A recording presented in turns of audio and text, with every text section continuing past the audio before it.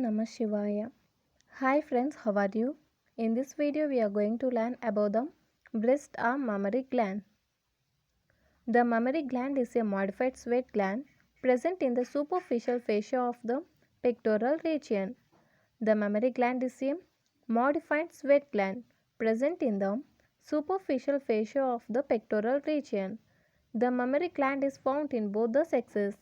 However, it is rudimentary in male but becomes well developed in females at puberty. On rare occasions, the breast of the male become enlarged. This condition is called gynecomastia. In females, it forms an accessory sex organ of female reproductive system and provides milk to the newborn baby. The anatomy of breast is a great surgical importance and therefore needs to be studied in detail. First, location of the mammary gland. The breast is located in the superficial fascia of the pectoral region. The breast is located on the superficial fascia of the pectoral region. A small extension from its superolateral part, we call that axillary tail or suspens. However, pierces the deep fascia and extends into the axilla. Once again guys, a small extension from its superolateral part however pierces the deep fascia and extends into the axilla. We call that extension as axillary tail or spens. The aperture in the deep fascia through which axillary tail passes into the axilla is called foramen of Lange. The aperture in the deep fascia through which axillary tail passes into the axilla is called foramen of Lange.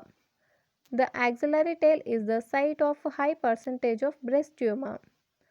The axillary tail is the site of high percentage of breast tumor. Next, shape and extent. Okay, shape and extent of the mammary gland. First step, shape of the mammary gland. Semispherical bulge. Semispherical bulge. Next, extent of the mammary gland. Vertically, it extends from second rib to sixth rib. Vertically, it extends from second rib to sixth rib.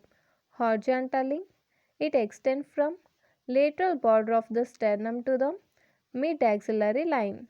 Horizontally, breast extends from lateral border of the sternum to the mid-axillary line. See this figure? This is the breast, okay? This is the extension, this is the small extension and we call this is the small extension of the breast that is present on the superior lateral part of the breast. Superior and lateral, okay guys, superior part of the breast we call this axillary tail of breast or axillary tail of spens, okay guys. And this axillary tail pierces the deep fascia and enters the axilla. This axillary tail of the spens pierces the deep fascia and enters into the axilla. See here, the aperture of the deep fascia from where the axillary tail of spens passes into the axilla, we call that foramen of Lange. Okay, this is the aperture from where the axillary tail of spens passes into the axilla. Okay guys, this is foramen of Lange.